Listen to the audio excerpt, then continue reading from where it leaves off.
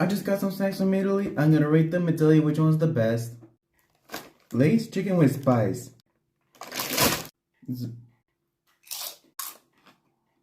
Mostly you can taste the spices, not get that much chicken flavor, so it's okay.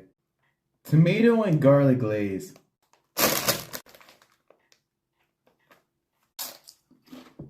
Mmm.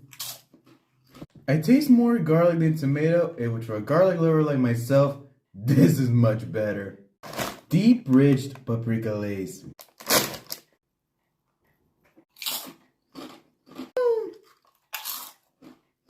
In my country, deep ridged isn't even a thing, but it should be because these are incredible. It gives the best crunch. Kit Kat with cookie crumbs.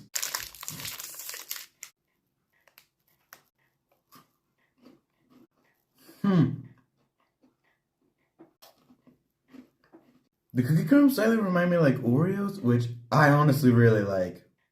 Kit Kat with caramel crisp. Mmm. Man, these are stupid. These are stupid good. Milka mini cookies.